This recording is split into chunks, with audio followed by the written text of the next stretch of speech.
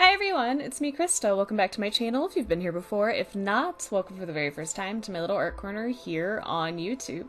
Today we're doing Inktober prompt number 4, which happens to be radio. I immediately decided on doing a Silent Hill radio. The next question was, well, which one? There have been quite a few in the series now. I landed on number 3 because I wanted to play around with the red color, and I also wanted to do some blood splatters around the radio. Also, the graphics in 3 are good enough where I can get an idea of what it's supposed to look like and draw from that. So far this Inktober, this was the project I was the most worried about being able to do. I don't typically draw a lot of man-made objects. I tend to lean more towards organic things, like flowers, trees, plants, people, monsters, things like that. And I do want to apologize for the video quality right now. I am currently drawing in the mornings instead of late at night, so I'm using natural sunlight as my main source of light, and that has come with a whole new slew of things I have to learn and work around. When you work at night, you get used to controlling the lights you have. You don't have to deal with the big ol' sunlight coming through a window and figuring out how to work from there, so sorry about it. Right now I'm working on getting a pencil sketch in. I think this was the longest portion of the drawing because I kept erasing and redoing it. I wanted to make sure that I had a slight angle so you're not just looking flat down at the radio. So I was attempting to use some perspective lines, which is a weak point of mine. I also pull in this handy dandy circle stencil to help me with some of my circles and to use for my straight lines. After I become comfortable enough with my sketch, I start using a red liner. This one specifically is just a SketchBox signature one, 0.4 millimeters, and obviously in red. I wanted to start with red so I could have a differentiation of my lines from the pencil, first of all, but I wasn't comfortable enough with going in with black yet. I also wasn't sure at this point if I even wanted to do black lines around the whole thing. I was initially thinking of trying to do it more painterly, but with markers. I decided very early that I wanted to use markers for this project, specifically because of all of the lines that have to be done. I wanted to use something that I had a little bit better control over than some of the bottled ink I have. Since this is a marker drawing, I am using my handy dandy bristle board. This is specifically the Strathmore 400 series smooth surface bristle board. It's super smooth, very nice, marker lays on it well, and it's thick enough to where you can layer quite a bit if you want to. The size of the paper is 4 by 6 inches. I want to make sure that I keep most of these projects small enough to where I feel comfortable enough that I can do one project for 31 days and film it and edit it, etc., etc. At this point in the drawing, I'm laying down a base layer of red. This is specifically a Copic sketch marker in light mahogany, also known as E07. I wanted to make sure that I used kind of a dirtier or rustier looking red for the radio because I'm going to be using brighter reds in the blood. I wanted to make sure they look separate enough. Also, these radios usually look pretty darn beat up, so using a paler, kind of rustier looking red, and then layering some of the gray markers that I pull in here over it, works with that effect pretty well. The 2 grays I'm pulling in are both Marabu sketch marker Graphix. I got these in a fairly recent palette full packs. The colors I'm using are 988 and 992.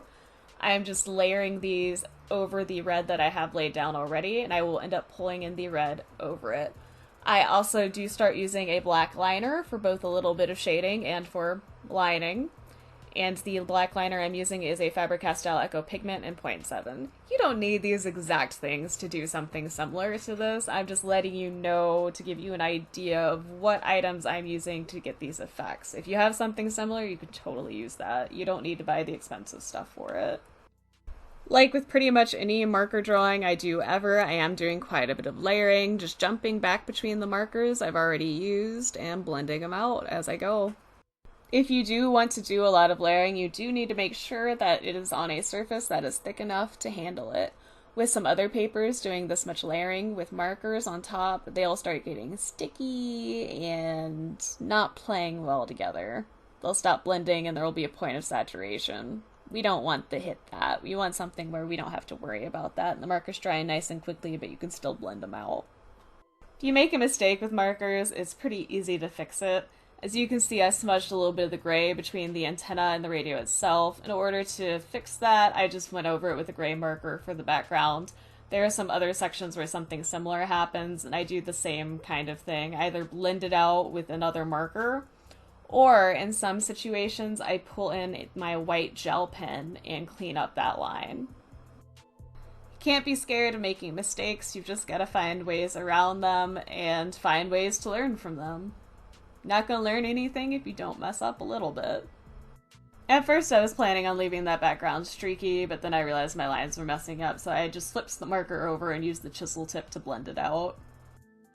I left the radio station numbers off of this piece. First of all, the piece is really small, so I didn't think I could write small enough to do it. Secondly, my handwriting's kind of awful, and trying to do it perfectly and on something that small I just didn't think was going to work out very well. I still left in the lines, and I ended up putting a little red line in there too to still give the idea of that's what that part's supposed to be. I got really nervous about the speaker part of it, which I think is why I started working on it here a little bit, but then jump around to some other parts. The speaker itself, because I used that red liner at the beginning, I was worried that I wouldn't be able to cover up the colors well enough, first of all. And second of all, the texturing inside of that speaker was going to be a little weird. And I wasn't sure if I'd be able to do some lines and make it look okay. It ends up being alright. You can still see some of the red through it when I get to that part, but I decided to use the red to my advantage and make it act like shading in there. It makes sense because the black areas and the metal areas on here would reflect some of the red off of it. So it worked out okay. I ended up pulling in gray over it, doing a couple lines, pulling in the red marker I've already used into it as well, and then using the black marker to create little lines around to simulate a speaker. Pretty soon here I start pulling in my white gel pen to help create some really bright white highlights. I did leave some white of the paper, surprisingly, for parts of this drawing, which almost never happens, but I just really like that pop of white that comes from using a nice gel pen. I think it makes certain areas look as reflective as they should be, and it's really helpful, like I said earlier, for helping to clean up line work. At this point I decided I needed a little bit more shading in the radio itself, so I pull in a darker red. This one's also a Copic sketch marker, and it is in Garnet. I use that and then the two grays that I've been using and go back and forth between those and the original red, just to give more depth. Even though I wanted to go with kind of a comic book style with this one, I still felt like it needed more shading than what I initially had. To give the effect of sounds coming out of the radio, I use that white gel pen to do some little almost lightning bolt-like lines coming through the speaker. I also use that same pen to write crackle near one of the lines, since when the monsters come, you start hearing some creepy static. It's how you know they're near without seeing them. Next, I start working on my little blood splatters, which seems to be one of my favorite things to do lately. I'm pulling in that garnet color first, and then I pull in the grays, and I decide that it wasn't bright enough, so I pull in a crimson red from Prismacolor Premiere. I have older versions of these markers. I don't have any of the brush tip style ones. This one just has a chisel tip and a fine tip. So I just use a couple reds, start making some streaks to make it look like maybe the radio was dragged across the blood. I don't know. I thought it looked cool. That's all that really matters.